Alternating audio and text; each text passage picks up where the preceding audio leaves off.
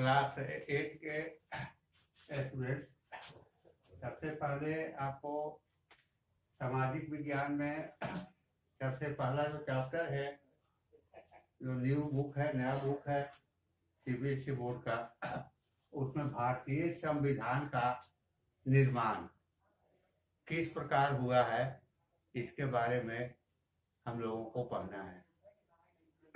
तो सब लोग जानते हैं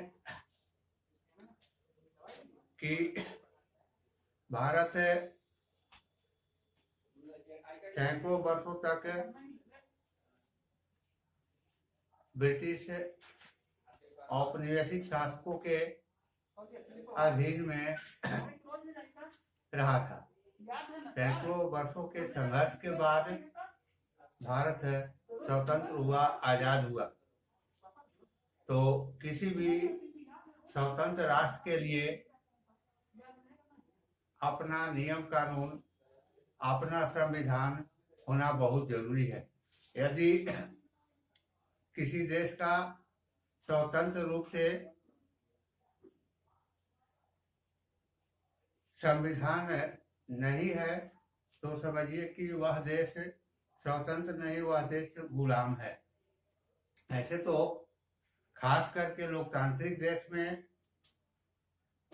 संविधान संपूर्ण देश के जनता के हित में निर्माण किया जाता है।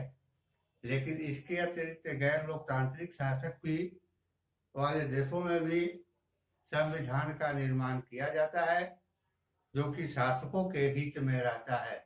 वहाँ के जनता के हित में संविधान का निर्माण नहीं किया जाता है, और वह संविधान जो होता है वह है शासक के पैकेट का संविधान होता है। जब चाहता है उसमें परिवर्तन करता है, बदलता है। लेकिन खास करके लोकतांत्रिक देश का जो संविधान होता है वह देश के जनता के हित में निर्माण किया जाता है, देश के सभी जनता के हित में। तो अब हम लोग यह समझेंगे कि किसी भी स्वतंत्र राष्ट्र के लिए उस देश के जनता के द्वारा निर्वाचित प्रतिनिधियों के द्वारा जो जनता के हित में नियम कानून बनाया जाता है, इसको हम संविधान कहते हैं। जैसे आजादी के पूर्व से ही यहाँ के राष्ट्रवादी लोगों ने स्वतंत्र भारत के लिए अपना संविधान का निर्माण करना शुरू कर दिए थे। मोतीलाल नेहरू 1929 में ही स्वतंत्र भारत के लिए संविधान का निर्माण किए थे।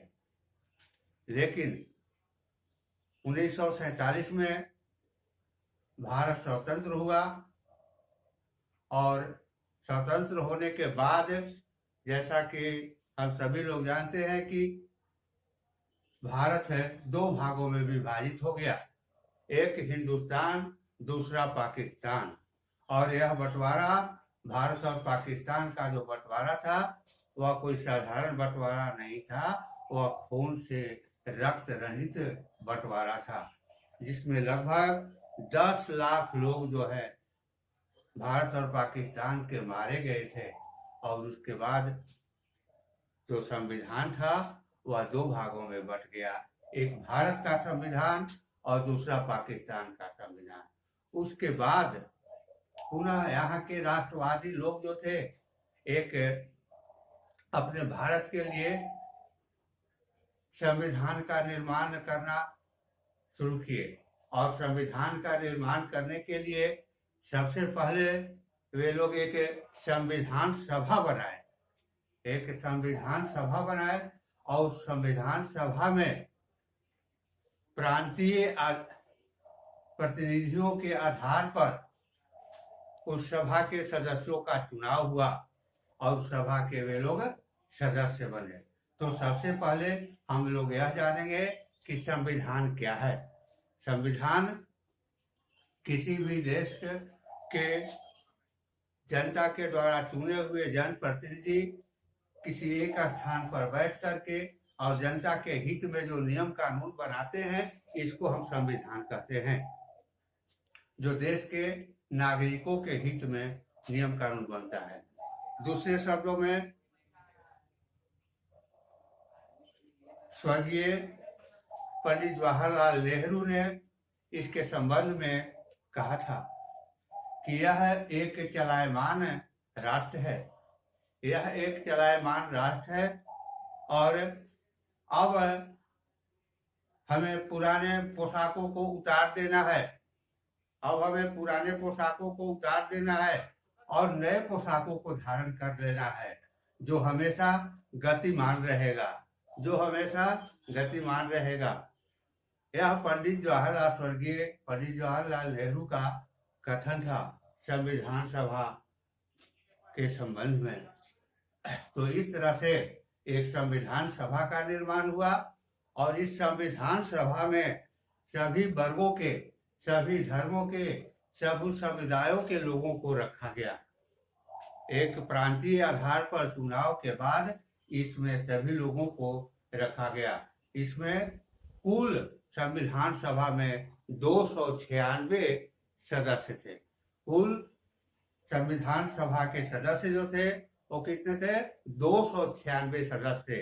अब 296 सदस्यों में कौन कौन से लोग थे, इस पर जरा हम लोग विचार करेंगे। इसमें 205 जो सदस्य थे वे कांग्रेस के थे, 205 सदस्य कांग्रेस के थे और 73 सदस्य मुस्लिम लीग के सदस्य थे, 73 मुस्लिम लीग के सदस्य थे और 18 जो थे अन्य लोग थे। कुल मिलाकर के 296 संविधान सभा के सदस्य थे और ये सभी लोग एक जगह बैठ करके एक भारत के लिए संविधान का निर्माण किए हैं। अब इसमें 18 अन्य सदस्यों में कुछ सिख समुदाय के सदस्य थे, सिख समुदाय के 3 सदस्य थे। इसके अतिरिक्त अकाली दल के भी 3 सदस्य थे। कुल मिलाकर के 296 इसके सदस्य थे और इस प्रकार से भारत के संविधान का निर्माण हुआ। तो अब यहाँ संविधान सभा के द्वारा भारत के संविधान का निर्माण हुआ। तो अब इसमें देखेंगे कि ये संविधान निर्माण का जो कार्य हुआ वो देश के नागरिकों के हित में ही बनाया गया है संविधान। जैसा कि संविधान निर्माण के पूर्व पंडित जवाहरलाल नेहरू ने कहा था कि एक ऐसा संविधान का निर्माण होना चाहिए। संविधान सभा की बैठक के बारे में थोड़ा सा हम प्रकाशात को डाल देते हैं कि सबसे पहले संविधान सभा का बैठक 9 दिसंबर 1946 को हुआ था। सबसे पहला बैठक भारत के संविधान सभा का 9 दिसंबर 1946 को हुआ था। इस संविधान सभा के अस्थायी अध्यक्ष डॉक्टर सच्चिदानंद सिन्हा बने थे। 9 दिसंबर 1946 को प्रथम बैठक हुआ था और इसके अस्थायी अध्यक्ष डॉक्टर सच्चिदानंद सिन्हा बने थे। पुनः 11 दिसंबर 1946 को दूसरा बैठक हुआ और इस बैठक में राजेंद्र प्रसाद भारतीय संविधान सभा के अस्थायी अध्यक्ष बने, जो कि अपने जीवन पर्यंत इस संविधान सभा के अध्यक्ष हुए रहे। और इस तरह से जब संविधान सभा का प्रथम बैठक होने के पूर्व पंडित जवाहरलाल नेहरू ने कहा था कि एक ऐसा संविधान का निर्माण होना चाहिए जिसमें गरीबों को, अति पिछड़ों को, दलितों को उत्थान हो सके, विकास हो सके। हमारा देश का कोई भी नागरिक भोजन के बिना, कपड़ा के बिना ना रहे। एक सभी लोगों को योग्यता के अनुसार आगे बढ़ने का मौका समान रूप से मिलना चाहिए। इसी आधार पर भारत के संविधान का निर्माण होना चाहिए। स्वर्गीय पंडित जवाहरलाल नेहरू का संविधान सभा का शुरुआत होने से पहले सबसे प्रथम यह उक्ति था या कथन था या विचार था। ठीक दूसरा विचार महात्मा गांधी का भी था। महात्मा गांधी ने, जबकि वास्तविक रूप में महात्मा गांधी संविधान सभा के एक मेंबर तक भी नहीं थे, लेकिन फिर भी वे अपना विचार व्यक्त किए थे। वे अपना विचार व्यक्त किए थे कि अछूतों को यानी छुआछूत समाप्त होना चाहिए, सबको आगे बढ़ने का मौका मिलना चाहिए, देश में राम राज्य का स्थापना होना चाहिए। इसके राम राज्य का स्थापना करने के लिए महात्मा गांधी कुछ अपना विचार व्यक्त किए थे कि किस प्रकार देश में राम राज्य का स्थापना किया जा सकता है।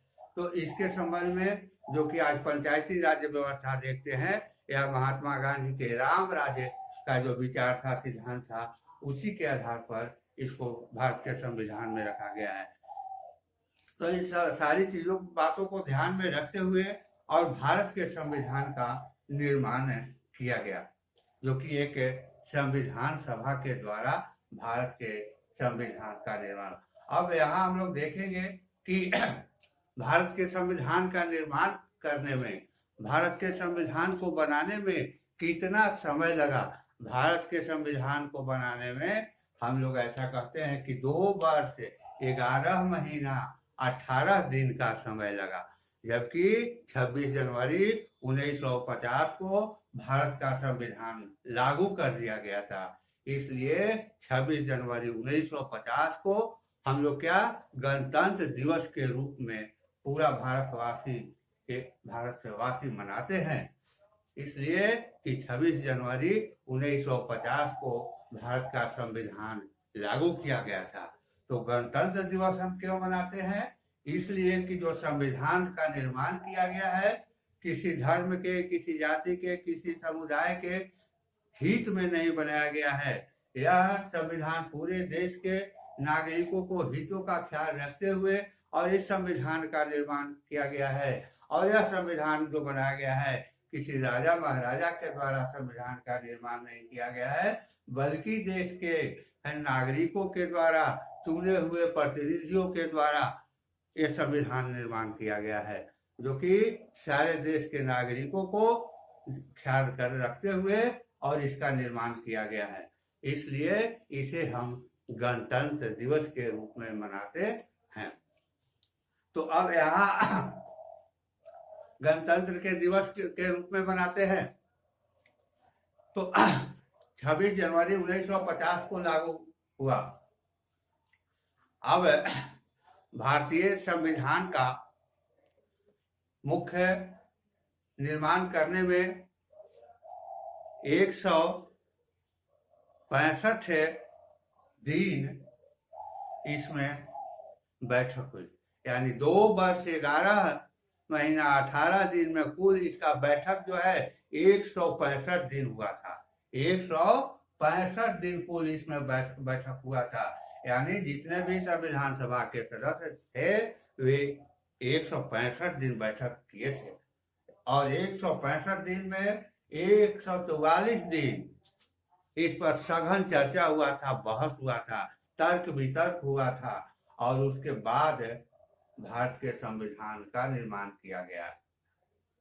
अब थोड़ा सा अभी हम जानेंगे कि 2 वर्ष 11 महीना 18 दिन के बारे में जान लिए कि भारत के संविधान को निर्माण करने में, लेकिन वास्तविक रूप में भारत के संविधान को निर्माण करने में 2 वर्ष 11 महीना 18 दिन नहीं लगा था, यानी 2 वर्ष 6 महीना कुछ दिन का समय लगा था। लेकिन भारत के संविधान लागू 26 जनवरी 1950 को जब किया गया, उस समय आते आते 2 वर्ष 11 महीना 18 दिन हो चुका था। इसके पीछे कुछ कारण था 26 जनवरी को लागू करने का, इसलिए कि जब आज़ादी का लड़ाई चल रहा था, आज़ादी अंग्रेजों के साथ है, तो उस समय एक रावी नदी है, उस रावी नदी के तट पर 26 जनवरी के दिन, जबकि कड़ाके का ठंडक था और पूरे देश के राष्ट्रवादी लोग एक सभा कर रहे थे, और उस सभा में देश के राष्ट्रवादी लोगों ने यह संकल्प लिया कि यह 26 जनवरी हम लोग गणतंत्र दिवस के रूप में मनाएंगे। और इसको ख्याल रखते हुए इस तिथि का राष्ट्र संविधान निर्माताओं ने लागू करने के लिए इसका इंतजार करते रहे 26 जनवरी का, और उसके बाद 26 जनवरी को भारत का संविधान लागू कर दिया गया। तो इस प्रकार से यह संविधान पूरे देश के या राष्ट्र के हित में, सभी नागरिकों के हित में इसका निर्माण किया गया था। पुनः अब भारतीय संविधान की कुछ महात्मा गांधी या अन्य लोगों का विचार था, जैसे भारतीय संविधान का प्रस्तावना के संबंध में या उद्देशिका दोनों एक ही है। तो भारतीय संविधान का प्रस्तावना जो है, उद्देशिका जो है, इसी पर पूरा भारत का संविधान टिका हुआ है। तो सबसे पहले प्रस्तावना में एक छोटा सा करके बताते जाते हैं, जैसे धर्मनिरपेक्ष, पंथ निरपेक्ष, यानी भारत का संविधान कैसा होगा भाई? प्रस्तावना में कहा गया है कि पंथ निरपेक्ष होगा, धर्म निरपेक्ष होगा। यानी कहने का तात्पर्य यह है कि भारत के संविधान को धर्म से कुछ लेना देना नहीं है। वह धर्म को अपनाए हुए नहीं है। भारत सभी धर्म उसके लिए एक बराबर है। धर्म के आधार पर न तो किसी को कहीं छूट मिलता है और नहीं विशेष सुविधा दिया जाता है। राज्य को इससे कुछ लेना देना नहीं है, सभी धर्म एक बराबर है। ये आपका धर्म निरपेक्षता है, पंथ निरपेक्षता है और लोकतंत्रात्मक गणराज्य। भारत के संविधान का एक महत्वपूर्ण विशेषता क्या है कि यह लोकतंत्रात्मक है। जो भी संविधान में जैसे संशोधन की प्रक्रिया को लागू किया गया है, संशोधन प्रक्रिया इसलिए लागू किया गया है कि आने वाले हमारे जो पीढ़ी होंगे, ऐसा होता है कि जो नियम कानून बनाया हुआ है वो आज अच्छा है, आने वाले हमारे पीढ़ियों के लिए वह हानिकारक है। तो इसमें परिवर्तन किया जा सकता है, बदलाव किया जा सकता है। तो इसलिए भारतीय संविधान में संशोधन प्रक्रिया को भी लागू किया गया है। तो संशोधन क्या है? उसमें परिवर्तन किया जाता है, बदला जाता है। तो यह किस प्रकार से बदला जाता है, किस प्रकार से इसको नए संविधान को लागू किया जाता है, इसके बारे में संविधान में चर्चा किया हुआ है। वह परिवर्तन करने का है। कोई राजा महाराजा नहीं बदलता है, कोई खास व्यक्ति नहीं बदलता है। वह कौन लोग बदलते हैं? वे जनता के द्वारा चुने हुए प्रतिनिधि, जो संविधान सभा के सदस्य होते हैं, वे सभी सदस्य आपस में बैठक करके और सहमति बना करके और किसी भी चीज को है ना बदलते हैं, परिवर्तन करते हैं। या आवश्यकता पड़ता है तो उसमें नए कानून को, नए संविधान को जोड़ा जाता है। देश के नागरिकों के हित को ख्याल में रख करके ऐसा किया जाता है। जैसा कि आप लोग देख चुके हैं कि जैसे महिलाओं के संबंध में एक नया कानून जो बनाया गया, घरेलू हिंसा पर रोकथाम करने के लिए। घरेलू हिंसा पर क्योंकि बहुत ज्यादा घरेलू महिलाओं का हिंसा हो रहा था, महिलाएं मर रही थी, और इस तरह से यह मामला धीरे धीरे राज्यसभा लोकसभा तक पहुंच गया।